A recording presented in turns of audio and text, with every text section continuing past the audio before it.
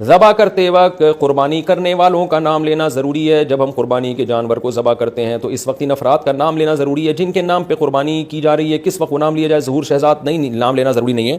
جو بھی جانور کا متولی ہے, جس کے ہینڈ اوور جانور کیا ہوا ہے, اس کو یہ پتہ ہونا چاہیے کہ اس میں کس کس کے حصے ڈلے ہوئے ہیں. اچھا, بعض دفعہ اس کو یہ نہیں پتہ ہوتا کہ کس کے حصے ہیں. مثال کے طور پر سمجھ رہا آپ کا حصہ ہے, لیکن آپ نے خود کسی اور کی نیت سے حصہ ڈالا ہوتا ہے. تو جو ذبح کرنے والا جو متولی ہے نا جانور کا, یعنی جس کے کنٹرول میں جانور ہے, بس اس کو یہ پتا ہو کہ ان صاحب کا حصہ ہے. اب ان صاحب نے کسی اور کی نیت کی بھی ہے تو بھی ٹھیک ہے. مثال کے طور پر ہمارے جو کیمرہ مین ہے, یہ ایک گائے لے کر آیا, فرض کریں یہ گائے لے کر آیا, میں نے کہا یار اس گائے میں جو ہے نا میرا بھی حصہ ڈال دو. انہوں نے کہا ٹھیک ہے جی, ایک حصہ آپ کا ہو گیا. اب میری نیت یہ تھی, میرا نہیں ہے, یہ ستار بھائی کا ہے جنہوں نے مجھے کہا ہوا تھا.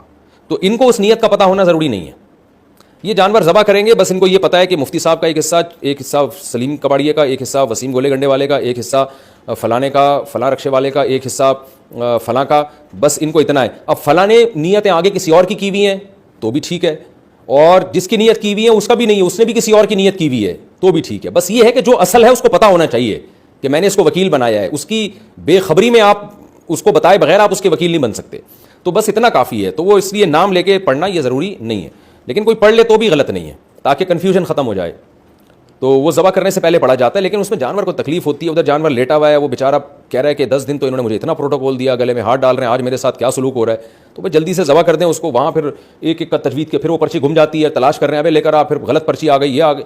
تو چھوڑ دیں, بس گائے پر ایک ٹوکن لگا دیں اور ٹوکن پہ یہ بتا دیں, ایک کاغذ میں لکھ دیں کہ اس گائے میں یہ لوگ شریک ہیں, ان کا نام اس ٹوکن کے ساتھ.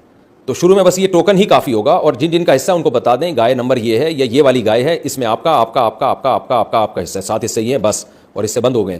اب جن کے حصے انہوں نے کسی اور کی نیت کی ہو تو اس سے کوئی فرق نہیں پڑتا. تو بس جب اتنا کافی ہے, تو جب جانور گرے گا, ذبح ہوگا, تو وہ ٹوکن یا اس گائے کو جو نامزد کر دیا نا, اس گائے جس کے کنٹرول میں وہ گائے ہے جو لے کر آیا ہے, تو بس یہ نامزد کر دینا ہی کافی ہوگا. عین وقت پہ اس تکلف کی ضرورت نہیں ہے کہ ان لوگوں کے نام کھڑے ہو کر پڑھے جائیں.